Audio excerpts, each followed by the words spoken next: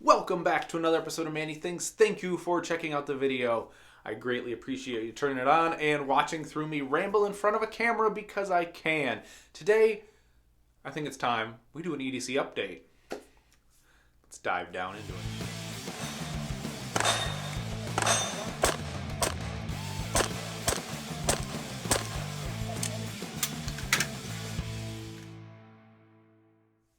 Alright guys, I know a lot of people like to do EDC updates or pocket dumps every video.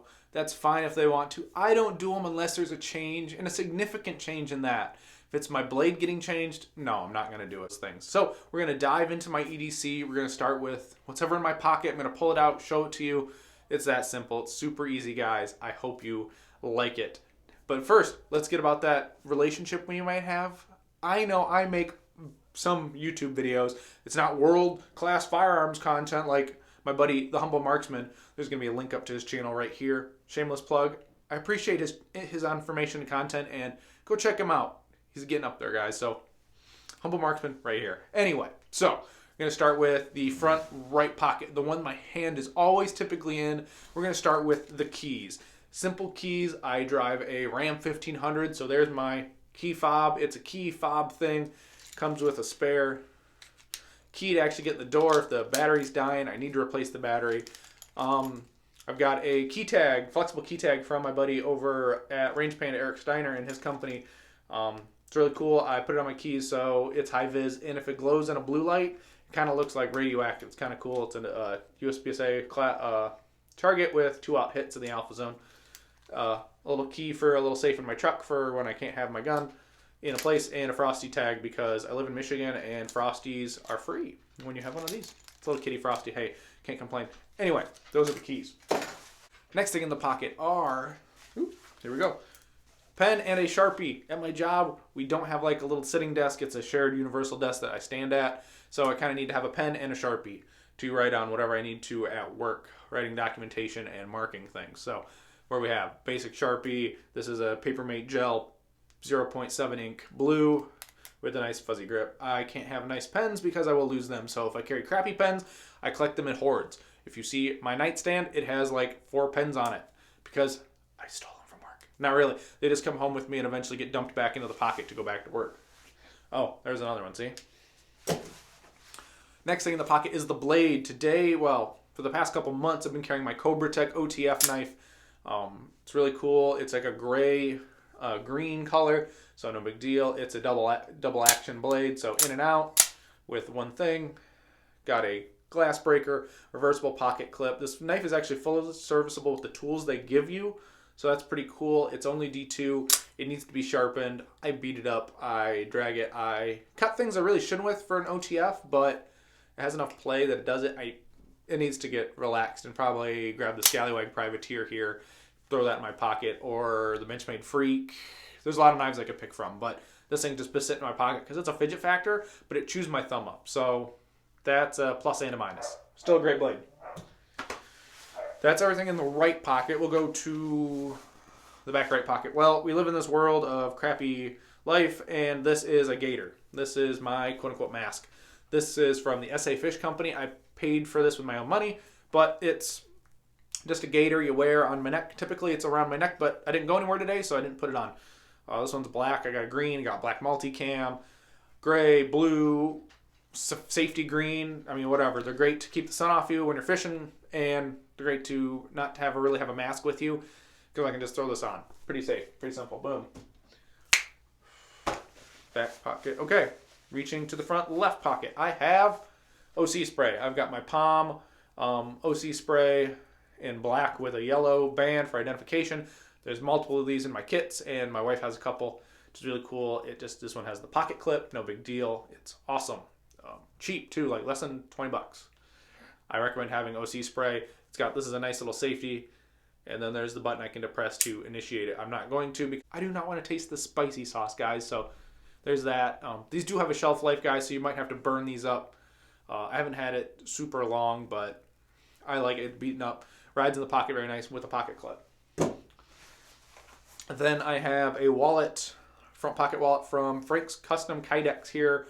locally to me. He's in the next town over. I've had this for years, since I started concealed carrying back in 2017, 2018 maybe. Anyway, this has been awesome. I really like it. It's just green OD with the strap, elastic, sewn really nicely. It holds cards and cash if you need to.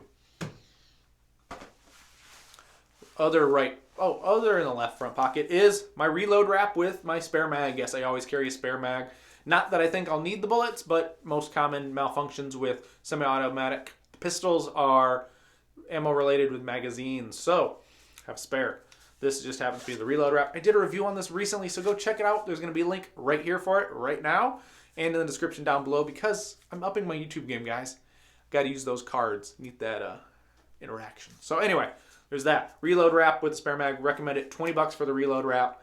The guy who owns this company is so nice. I mean, yeah. So go support him, guys. I really appreciate it if you do. Even say Manny sent me. I don't care. I don't get anything out of it, but it's just a way to show our appreciation for somebody who's that awesome in the community. So, reload wrap, spare mag. That's everything in my pockets. We will go to the foundation of the EDC.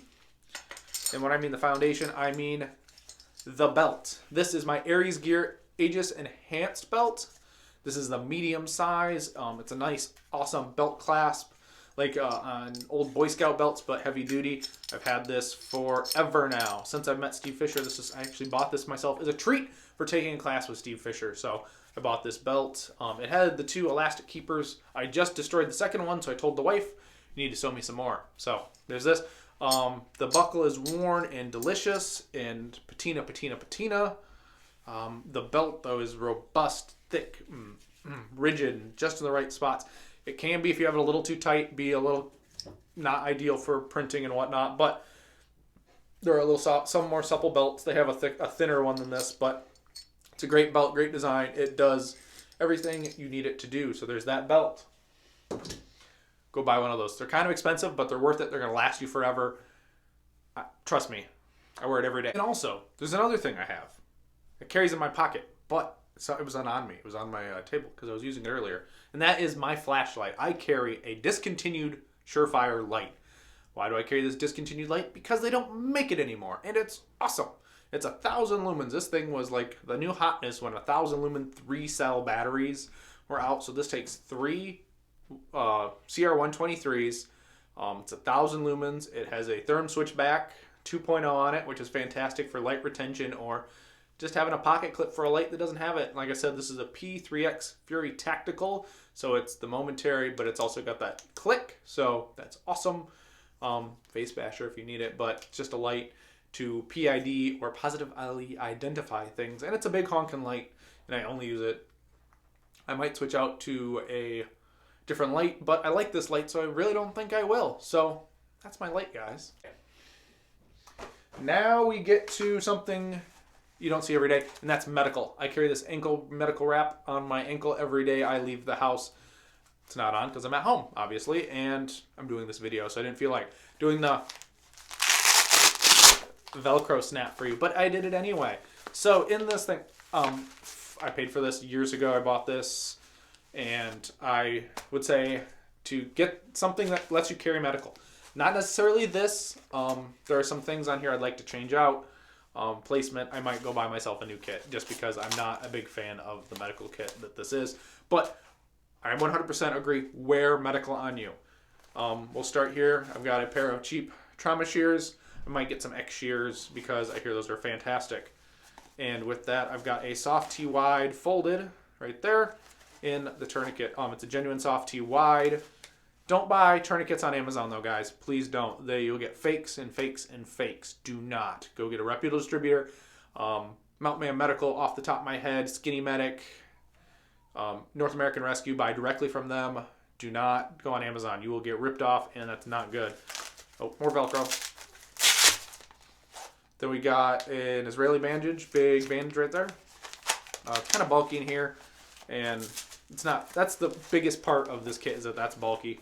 And in here we've got some black gloves that came with the kit. I do not recommend black gloves. Get blue or brown. You can't see blood on these, guys. I took a medical first responder course in college a couple semesters back, and I recommend blue gloves. The black ones are cool and tactical, but you can't see blood if you're wiping, and you need to be able to see the blood. So there's a medical kit. Wear medical. If anything, just a tourniquet and some gloves maybe just to start out. You don't need something like this, but be prepared. You're going to roll up on an accident more likely than needing a firearm for self-defense. But I'm prepared. So there's that. Next is the bullets. We'll actually go over the bullets I carry. I carry Federal HSTs 147 grain. I'm thinking about switching to 124s because I like how the 125s that I shoot out of my competition gun and my carry gun feel, so I might switch to 124 grain Federals. Great, dependable round. Go with something you can trust and test it through your gun. These cycle perfect through my gun. No issues, nothing, no matter what. And they do what they're supposed to do. So pick a reputable brand. Don't skimp on defensive ammo, guys. Please don't. Do not carry FMJs. That's dumb. You can get yourself a lot of trouble for that. So please, hollow points, please. Whatever they say. All right. So the only change in my EDC, this gun is cleared, but it's staying in the holster because I don't want to deal with it. So this is actually a brand new holster coming out. I'm going to have a full review on this. I just got it. I've almost had this a week. By the time you see this video, it will be a week. It's the Harry's Holsters Singleton in a G17 size, guys. They just redid the G19, and this is the second generation of Singletons. So this is a 17 because it was easy to just add dimensions here from 19 to a 17, and I have a holster. This is repping the DCC mono block right here. It's a fantastic clip. Don't get plastic crappy clips, guys. This, the 4 version, the V4, or pull the dot loops. Those are what I recommend for anyone with a holster. If your holster can't accommodate any of those 3 options, you need to be looking at a different holster because those are secure. These things are robust, tough. I carried pull the dot loops for 2 years straight, guys. Those were awesome too. I just got this. I'm testing out this holster for Harry, and it's been fantastic so far. It didn't come with, but he sent me the Dark Star Gear Darkwing. This Darkwing is awesome. It's thick, it's robust. I was using a mono wing was on my Filster Spotlight. I liked that too. I tried it on here. I didn't quite like it, but I like it on my Spotlight. So that's no problem. Then we come to the back. On the back side, he sent it with Velcro. And it came with 2 foam pads. This is not one of those foam pads. I did a little DIY holster smithing and took a yoga block. Yoga block tip from Scott Jedlinski of the Modern Samurai Project or Spencer's Keepers. They've been doing the same thing. They've been taking a mono block because they were killing foam pads. And this thing's robust. It's like $3 for a big yoga block. Guys, at Walmart, go do it and buy yourself some rolled on sticky Velcro that you can reapply to things. Harrison sent me the backer that's on the holster right now and 2 foam pads. I'm testing out designs for foam pads for bigger guns like this G17. The stuff he sent really accommodates the SIG P365, the SIG P365, and like the G48 and G43. Not really for the bigger guns like this or any of the Smith & Wessons that this Singleton holster is for. So, but like I said, this holster is an ambidextrous holster. It's a fixed retention. So right here, there's no adjustable retention. There's 2 grommets on the back of here that the wing then goes through, and an open sight channel. So you can have whatever height sights you want. And it's super easy.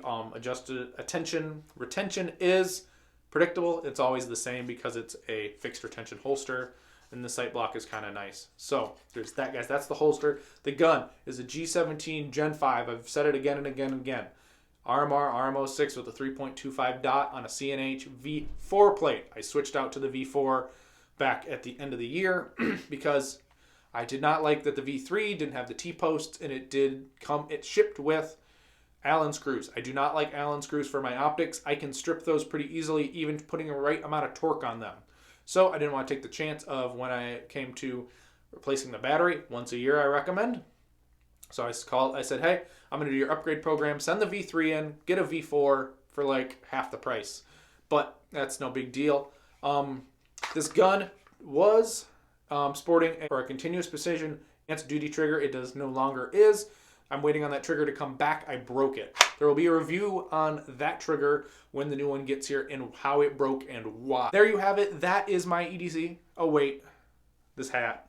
This hat is a cool hat. It came from Alaskan Spirit Wear. This is a Tim Herron shooting hat. If you want to get a hat from Tim Herron or Tim Herron's logo, go to that website. I'm going to put a link down below because Timmy typically had merch with him when he'd come to classes, but with classes filling up, he's only bringing like 5-6 shirts, 5-6 hats. So if you really want merch for Tim Herron, right here, go to Alaskan Spirit Wear. It's going to be a link down below. No affiliation to myself, just trying to support businesses and some people to get their merch out. So if you want it, go there. No big deal. So anyway, guys, till next time, I appreciate you. Get out and do the thing.